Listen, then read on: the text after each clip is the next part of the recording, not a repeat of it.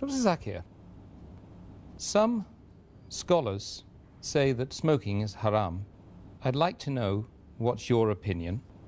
And does smoking invalidate the fast?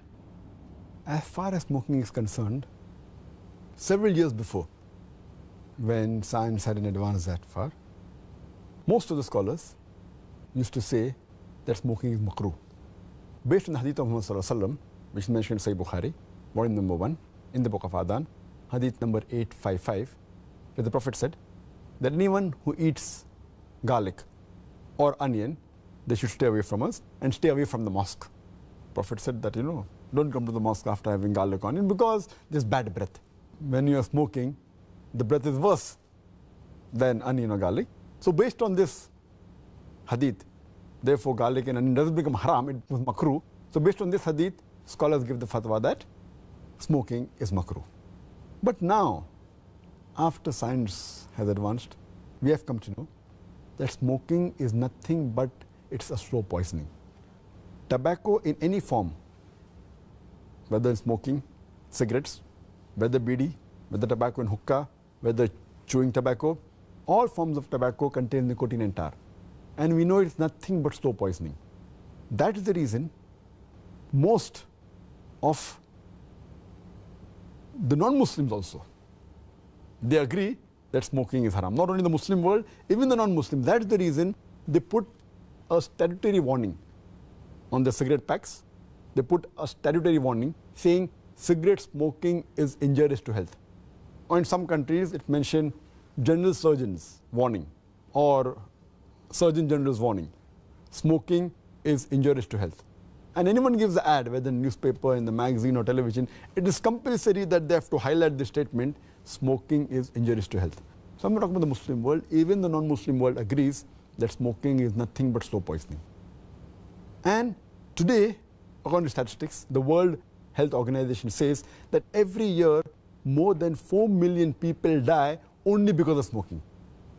And if you count the other forms of tobacco, it will be much more. And today medical science tells us, and even I had learned when I was doing my medicine in the medical college, that more than 90% of the lung cancer deaths are only due to smoking, whether cigarette or bidi or whatever it is. 25% of the cardiovascular deaths are only because of smoking. 70 to 75% of bronchitis and related deaths are only because of smoking. Smoking is nothing but slow poisoning.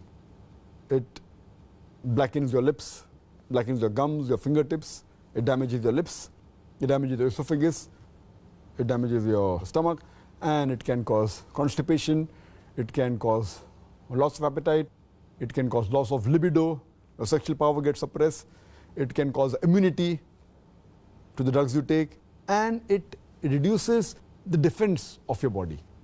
And you can only give a talk on why smoking is haram, and I've given a talk on dietary laws in Islam, and I've covered this topic in detail. Time doesn't permit me here. But based on all these various research, there are today more than 400 fatwas. The majority of the scholars, they agree that smoking is haram, and all form of tobacco is haram. There may be certain scholars of certain countries, including this country where I come from, India, they say it is makruh yet. But most of the scholars, otherwise, throughout the world, majority of them, they agree that smoking is haram. Allah says in the Quran, in Surah Araf, chapter number 7, verse number 157, that you follow the prophet, the unlettered prophet who's mentioned in your law and scriptures. And further it says that this prophet asks you to do things which are good for you, tayyib for you. So take what he gives it to you, what is lawful and good. And he prohibits things which are khabith, things which are unlawful, things which are bad for you. So what a prophet gives, what he gives you which is good, take, and he prohibits you things which are khabith, unlawful, you have to abstain from it. This is the law.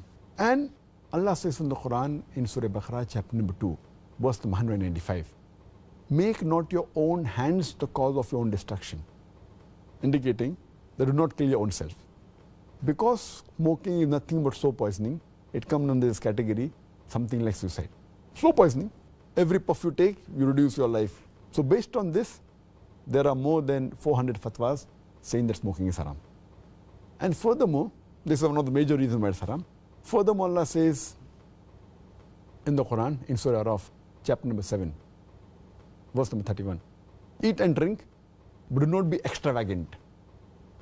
Allah says in Surah Isra, chapter number 17, verse number 27, that do not be extravagant, do not be a spendthrift.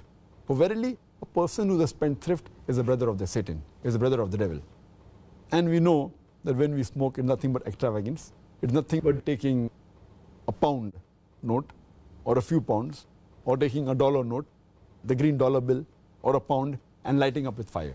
When we smoke, when we light the cigarette, it's nothing but burning money, whether it be rupees, whether it be dollars, whether it be pounds, whether it be riyals. It's nothing but extravagance, which is haram in Islam. And you can give a list of reasons why it's haram. But just to cut it short, one more reason, that you cannot harm your own neighbor. You cannot harm your own brother. And in smoking, when you exhale out the smoke, it causes more damage to your neighbor. Passive smoking is more dangerous than active smoking. When the person who smokes, when he exhales out, if the person who's a neighbor inhales the smoke, it causes more damage to him than the person who smokes. That's the reason many countries like Singapore, etc., they've banned smoking in public places. In your personal house, you can do it. In public places, in government places, smoking has been banned. So based on this, it's haram. So smoking is haram.